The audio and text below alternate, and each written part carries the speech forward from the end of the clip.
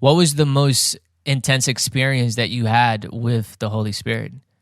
I've had so many, man. It's like, But what would you put like that you like, man, that was...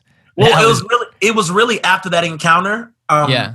After that encounter, I'll never forget either before that encounter or right after that encounter. The presence of God came in my room, didn't recognize what it felt like because it was a whole nother level. I was in the middle of seeking his face. The power of God, I was trying to get up and walk out my room. The power of God came into my room, lifted me up in the air and threw me back onto the bed. And I tried to get up again, picked me up in the air and threw me back on the bed. The third time, picked me up in the air. I mean, I went up in the air about 3 feet in the air. Wait, you talking about like literal? Literally. Like you... Literally. I went up in the air and flew back in my bed. Stop playing. The third time I landed on my bed, I'm feeling like electricity shoot from the top. It felt like I took my wet finger and stuck it in a socket. And from electricity, and I'm laughing, screaming, crying, yelling at the same time, rolling across my bed, yelling at God, saying, it's not supposed to be this way. It's not supposed to be this way. It's not supposed to be this way.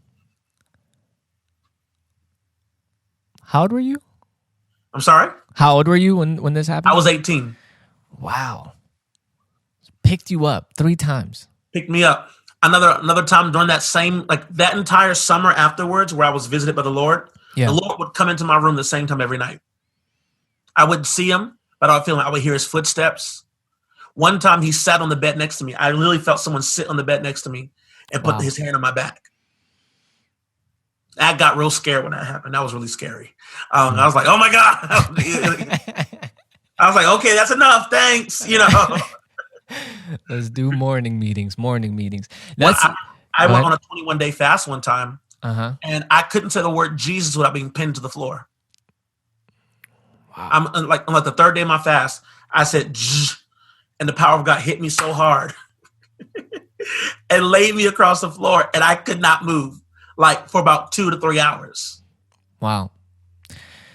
I love this, and this is why I love doing this podcast, because I can just ask people about these experiences because in the world we are actively seeing darkness be highlighted and be glorified when it comes to witches, when it comes to all these different things. It's getting popular on Instagram. People are reading people's cards, and I even looked up recently, bro, a person levitating just because I felt peace from the Holy Spirit to do it, and I found like some ritual in Africa in the middle of the desert, and this guy was literally floating. It was a phone footage, and everybody was recording. This guy was floating in the air doing flips, right? Yeah. And I was like, whoa, right? And it's crazy because when I was, right before I came to Jesus, I got my cards read. Literally like a couple months before, right? And it was accurate.